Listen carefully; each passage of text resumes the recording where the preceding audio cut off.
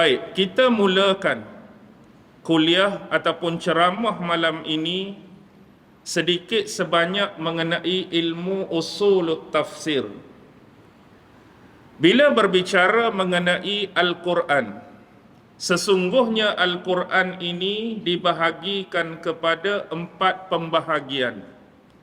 Ayat-ayat ataupun surah-surah dalam Al-Quran yang berjumlah 30 juzuk, 114 surah dibahagikan kepada 4 bahagian. Baik, yang pertama disebut sebagai surah-surah As-Sab'ut Tiwal, iaitu surah-surah yang mempunyai ayat-ayat yang panjang, surah-surah yang besar.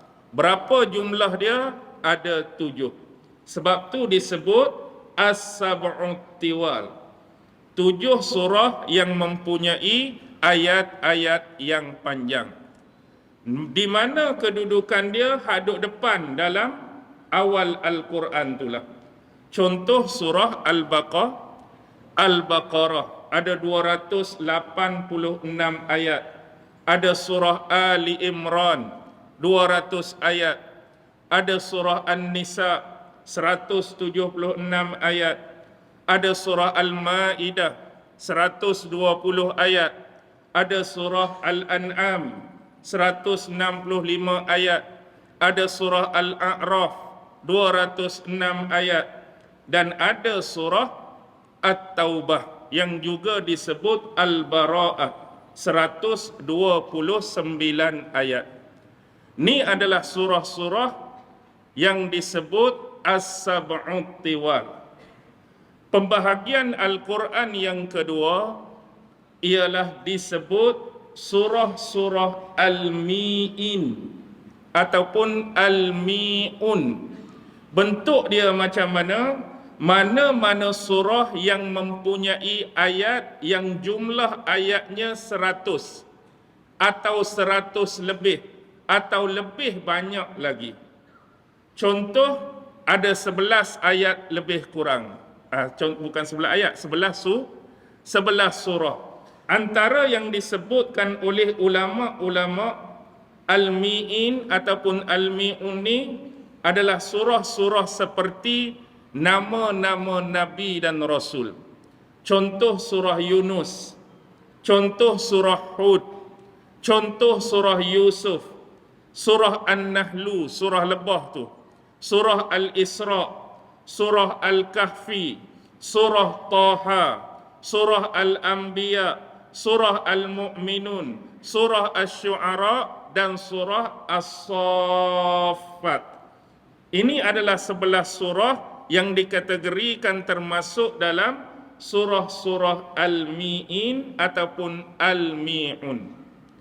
Dan yang ketiga, pembahagiannya disebut surah-surah Al-Masani.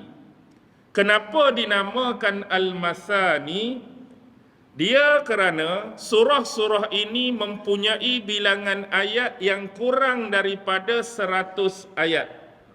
Contoh mungkin 50 ayat, mungkin 62 ayat, mungkin 75 ayat, mungkin 88 ayat, mungkin 90 lebih.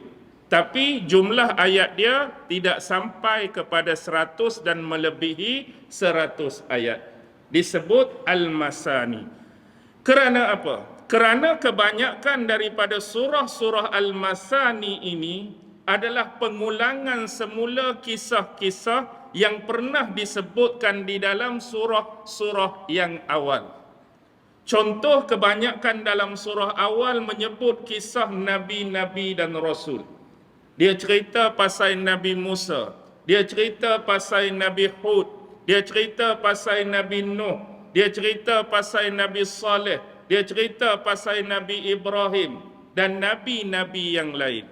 Dan kedudukan surah Al-Masani sebagai bentuk pengulangan semula kisah-kisah tersebut. Dia mari balik kisah Nabi Ibrahim dalam bentuk cerita yang lain. Dia mari kisah Nabi Musa, bentuk kisah yang lain. Itu disebut sebagai Al-Masani. Dan yang terakhir disebut surah-surah mufassal. Surah-surah mufassal. Daripada kalimah al-faslu. Kerana dia ditutupi dengan kalimah bismillah. Fasal bermaksud bab-bab. Bila fasal bermaksud ayat ni adalah ayat-ayat yang pendek. Baca sekejap bertemu dah kalimah bismillah. Baca sekejap bertemu dah kalimah bismillah. Banding beza dengan hak mula-mula, kalau kita baca awal Baqarah, agak-agak bila pula nak bertemu bismillah? Kena habis berapa? 286 ayat baru bertemu balik. Tapi surah-surah mufassal ni, baca sekejap dah mari bismillah. Baca sekejap dah mari bismillah. Baik. Jadi surah Al-Jumu'ah termasuk dalam surah mufassal dan perlu diberi peringatan. Surah mufassal ni dia pecah 3 pula. Pertama disebut tiwalul mufassal. Mufassal agak sedikit panjang. Yang kedua, pertengahan tu awsat al-mufassal. Dan yang terakhir kisarul mufassal. Memang hak pendek-pendek. Jadi surah Al-Jumu'ah termasuk di dalam yang pertama, tiwalul mufassal. Baik. Bagaimana ulama membahagikan hal ini? Contoh, pandangan ulama, perbezaan ulama itu ada. Ada sebahagian ulama yang menyebutkan permulaan surah Al-Mufassal ni bermula pada surah Qaf. Start bahagian mufassal di surah Qaf. Ada ulama yang kata start di bahagian mufassal ni surah Al-Hujurat. Dan ada ulama menyebutkan start surah mufassal ni bermula di surah Muhammad. Jadi ada kata Qaf, ada kata Al-Hujurat, ada kata Muhammad. Jadi tak kira hak mana tiga ni bermula. Jadi itulah ayat-ayat surah-surah mufassal sampai berakhir di mana? Berakhir pada surah Al-Buruj. Lepas surah Al-Buruj, maka dia bermula surah At-Tariq. At-Tariq itulah yang kedua, iaitu awsat mufassal. Bermula awsat mufassal surah At-Tariq sampai lam yakunil ladzina kafaru. Lepas tu bermula yang terakhir kisarul mufassar iza zulzilati sampai las qul a'udzu birabbin nas. Okey, itu bahagian yang pertama. Bahagian yang kedua bermula di surah Qaf, berakhir pada penghujung juzuk 29. Bermula juzuk 30 surah apa? Surah apa? An-Naba. Amma yatasa'alu anin naba'il azim. Jadi bermula amma yatasa tu pertengahan. Awsat mufassal sampailah kepada surah sebelum Wadduha. Jadi Wadduha sampai Qul a'udzu birabbin nas adalah kisarul mufassal. Dan ada yang menyebutkan sebab itulah bila berlakunya majlis khatam Al-Quran, kenapa sebahagian besar memulakan majlis tersebut dengan surah Wadduha tadi? Sebab dia apa? Sebab dia termasuk permulaan surah-surah kisarul mufassal. Baik, jelas di sini. Surah Al-Jumu'ah termasuk pembahagian yang mana? Yang pertama iaitu tiwalul mufassal. Baik, sekiranya ada yang mempersoalkan atau bertanyakan, mengapa ulama-ulama bila membahagikan surah-surah ini menamakannya dengan sekian-sekian pembahagian? Pasal apa surah macam ni letak nama As-Sab'ut Tiwal? Pasal apa surah macam ni letak nama Al-Mi'in? Pasal apa surah macam ni letak nama Al-Masani? Pasal apa surah macam ni letak nama dia Al-Mufassal? Baik. Ulama-ulama dalam kes ini tidak pernah sesekali mengandai-andai ataupun mereka-reka bentuk pembahagian surah tersebut.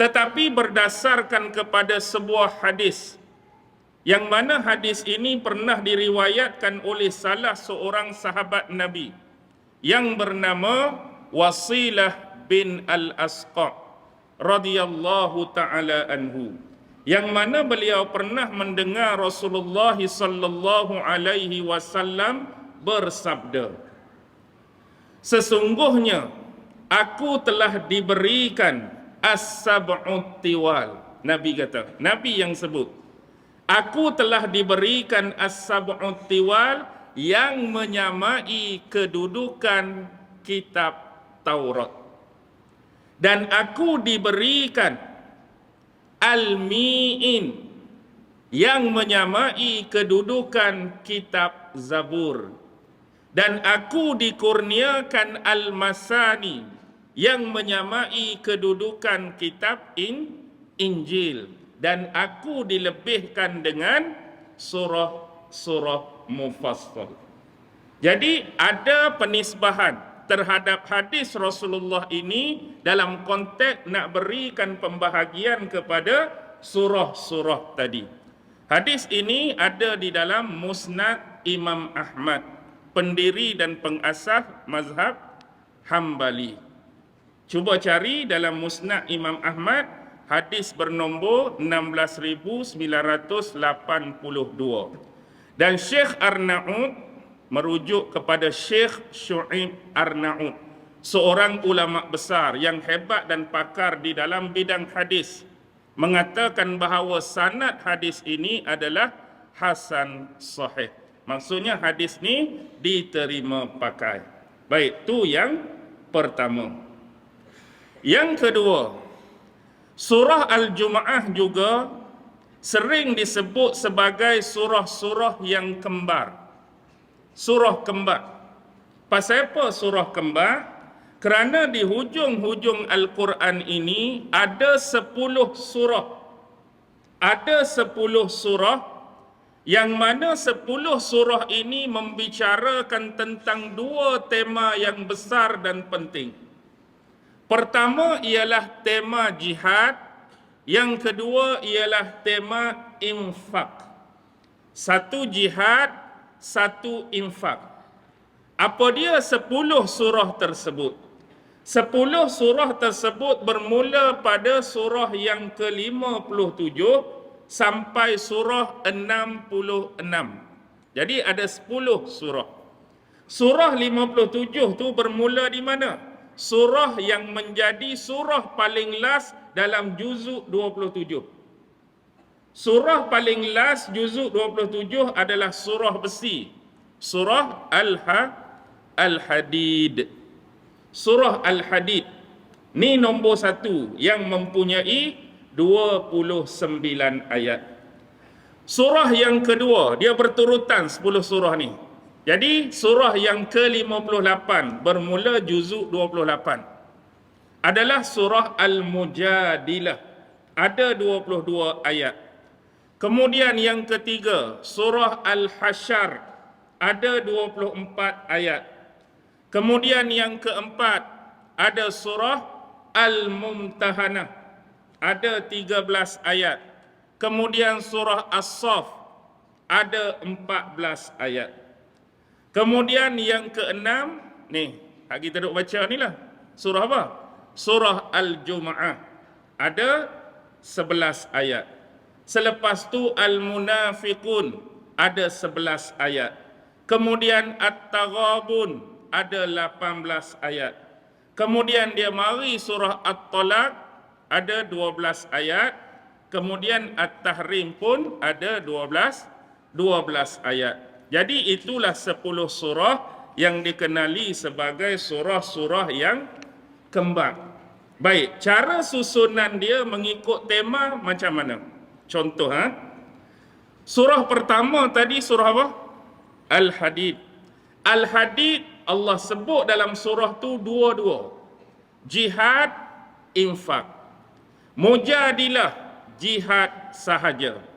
Al-Hasyr, jihad sahaja. Mumtahanah, jihad sahaja. As-Saff, jihad sahaja. Masuk surah yang ke-6, surah Al-Jumu'ah, infak sahaja. Surah Al-Munafikun, infak sahaja. At-Taghabun, infak sahaja. At-Talaq, infak sahaja. Masuk At-Tahrim, dia macam nombor 1, infak dan jihad. Jadi saya nak suruh nampak senang, jihad, infak, jihad, berapa kali? 4, infak, 4 kali, masuk balik, jihad dengan infak. Okey, ni 10 surah yang dikenali 10 surah yang kembar yang membicarakan tentang dua tema yang penting, jihad dan infak. Termasuk surah Al-Jumu'ah. Baik, pembahasan yang ketiga. Surah Al-Jumu'ah juga adalah termasuk di dalam 7 surah musabbihat. Apa pula ni? Apa dia surah musabbihat? Maksud surah musabbihat ialah mana-mana surah yang memulai kalimah, yang memulai perkataan pada surah tersebut dengan ucapan kalimah tasbih. Mana-mana surah, start ayat dia, start perkataan dia, start kalimah surah tu dengan perkataan tasbih, penyucian terhadap zat Allah. Dalam Quran ada 7 surah. Baik, nombor 1 ialah surah Al-Isra. Subhanallazi, dengan menggunakan kalimah subhana. Yang kedua, surah Al-Hadid tadi. Al-Hadid tadi, 10 tadi, dia guna kalimah apa? Sabbaha lillah. Surah Al-Hasyr, sabbaha lillah.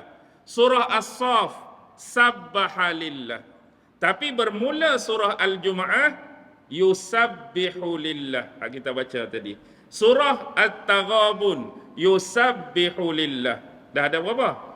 Dah ada 6. Yang terakhir, Al-A'la. Sabbihis marabbikal a'la. Jadi kalimah-kalimah tasbih inilah yang dimulai pada surah-surah tadi. Inilah surah yang dikenali sebagai surah-surah musabbihat. Termasuk di dalamnya surah Al-Jumu'ah. Jadi dah terbahagi kepada 3 konteks di sini yang terkait dengan surah Al-Jumu'ah. Tetapi kita perlu lihat konteks penyucian ataupun tasbih kepada Allah datang dalam pelbagai bentuk. Datang dalam bentuk yang lepas, datang dalam bentuk yang terkini, datang dalam bentuk yang senantiasa dan berterusan. Dengan kata lain, ada guna fi'il madhi, dengan kata lain ada guna fi'il mudhari'. Sabbaha lillah, sabbaha lillah, sabbaha lillah, tu fi'il madhi. Yusabbihu lillah, yusabbihu lillah, tu fi'il mudhari'. Baik. Surah Al-Jumu'ah, fi'il madhi ke fi'il mudhari' ni? Yusabbihu lillah. Madhi ke mudhari'? Nahu, tambah ya sebiji kat depan. Madhi ke mudhari'? Jadi fi'il mudhari'. Baik. Tu habis dah. Peringkat yang pertama. Yang seterusnya ialah, apa pandangan ulama? Adakah hadis-hadis daripada junjungan besar Nabi Muhammad sallallahu alaihi wasallam berkaitan dengan kelebihan Jumaat? Memang ada. Antaranya yang pertama, hadis yang diriwayatkan daripada sahabat besar Abu Hurairah radhiyallahu taala anhu. Apa kata Abu Hurairah? Kunna julusan 'indan Nabi sallallahu alaihi wasallam hina nuzilat suratul Jumu'ah. Kami sedang duduk-duduk bersama dengan Rasulullah sallallahu alaihi wasallam ketika mana ketika tu diturunkan surah Al-Jumu'ah ini kepada siapa? Kepada Rasulullah sallallahu alaihi wasallam. Ni adalah hadis riwayat Imam Bukhari, memang hadis sahih. Ada lafaz yang berbeza. Kunna julusan indan Nabi sallallahu alaihi wasallam fa unzilat ilaihi suratul Jumu'ah. Kami sedang duduk-duduk bersama dengan Rasulullah, maka diturunkan ke atasnya surah Al-Jumu'ah. Jadi konteks penurunan surah Al-Jumu'ah ini jelas bagi kita bahawa diturunkan surah ini ketika Rasulullah bersama dengan para sahabat. Bukan penurunan dia Rasulullah bersendirian. Bukan penurunan dia Rasulullah duduk sorang-sorang. Tapi diturunkan surah ni pada Nabi ketika Nabi sedang duduk dengan para sahabat. Dia ada satu lagi konteks yang hampir sama tapi ada beza. Iaitu yang dikenali sebagai ayat-ayat Naumi. Maksud ayat Naumi ni dalam keadaan Rasulullah tidur ringan. Kita panggil, orang kita sebut apa tidur ringan ni? Tidur ayam. Okey. Ni kes penurunan surah apa dia? Inna a'tainakal kausar. Surah Al-Kausar pada Nabi. Hampir menyerupai keadaan dan kondisi yang sama. Nabi sedang duduk-duduk dengan para sahabat di masjid. Keadaan Nabi pada waktu tu kira macam tidur ayam. Bukan tidur yang lena, bukan tidur yang nyenyak. Kemudian Rasulullah mengangkat wajah baginda dalam keadaan tersenyum. Lalu sahabat bertanya kepada Rasulullah, "Wahai Rasulullah, kenapakah engkau tersenyum?" "Kerana baru sekejap tadi telah diturunkan satu surah kepadaku." Lalu dibacakan surah tersebut oleh Rasulullah, "Inna a'tainakal kausar fasalli li rabbika wanhar inna syani'aka huwal abtar." Hadis ni riwayat Anas bin Malik. Jadi kita dapat melihat dua keadaan, dua situasi dan dua kondisi. Rasulullah duduk dengan siapa? Sahabat. Tapi konteks penurunan surah Al-Jumu'ah, Rasulullah dalam keadaan jaga, dalam keadaan sedang. Tapi hak yang kedua pun duduk dengan sahabat. Tapi bukan keadaan jaga. Nabi seolah-olah macam tidur ayam. Kemudian Rasulullah bangkit, bangun, senyum. Sahabat tanya, "Pasal apa senyum?" "Baru saat tadi turun satu surah padaku." Ini disebut sebagai ayat An-Naumi.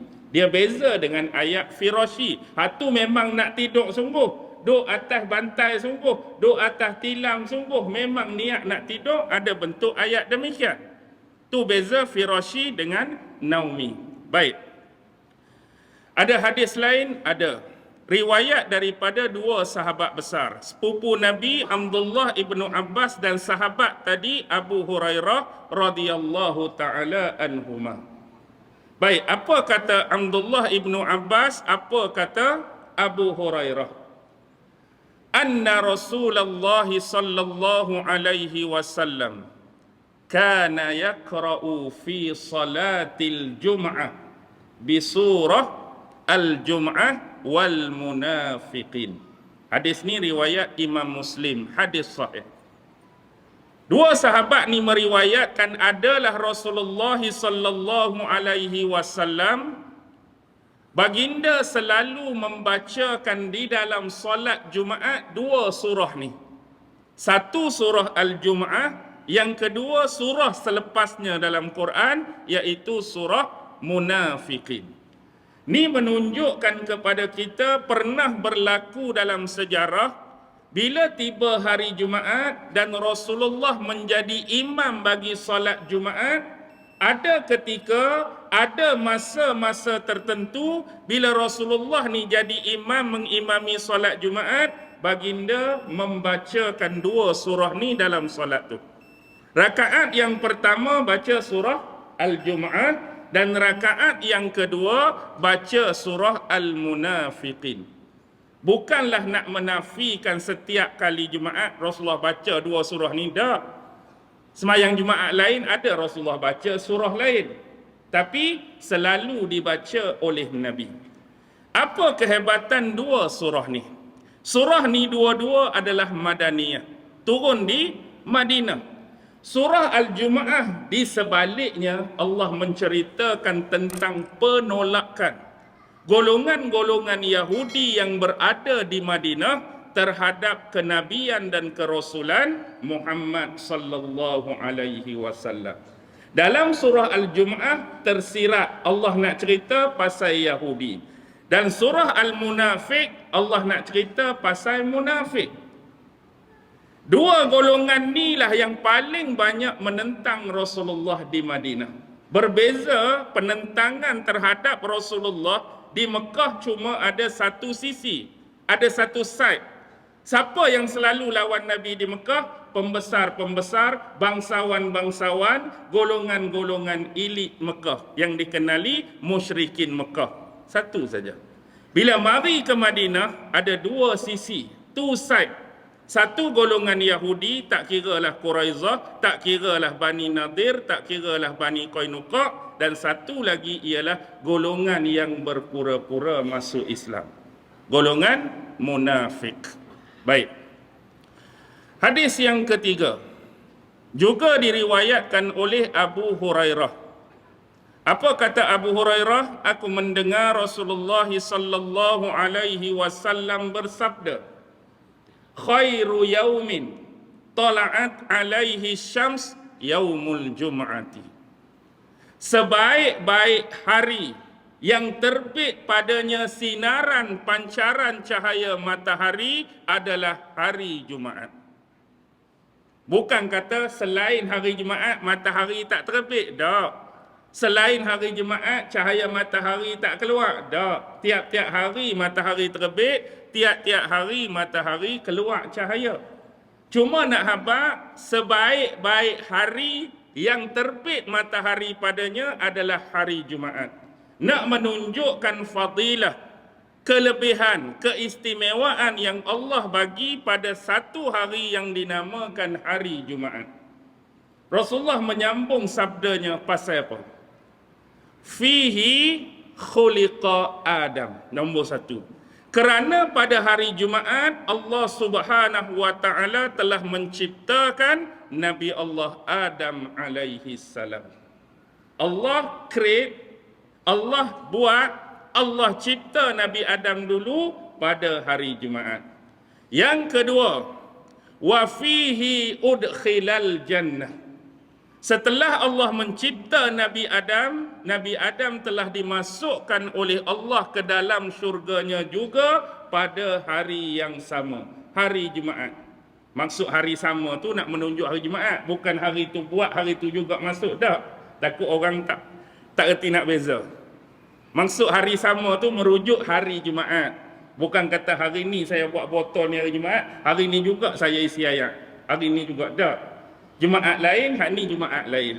Tu maksud dia. Yang ketiga, wa fihi ukhrija minha. Bila Nabi Allah Adam dan pasangannya Hawa telah melakukan kekhilafan kepada Allah akibat termakan buah larangan, maka Allah telah mengusir keduanya daripada syurga juga pada hari yang sama. Hari apa? Hari Jumaat. Tiga dah. Dan yang terakhir, la taqumus sa'ah illa fi yaumil Jum'ah. Dan sesekali tidak akan berlaku hari kiamat melainkan pada hari Jumaat. Jadi selepas menceritakan kelebihan dan keistimewaan hari Jumaat, Rasulullah menyebutkan 4 antaranya. Bukan kata 4 ni je. Banyak lagi hadis-hadis lain yang Rasulullah cerita pasal kelebihan hari Jumaat. Tapi untuk konteks hadis ni, Rasulullah sebut 4.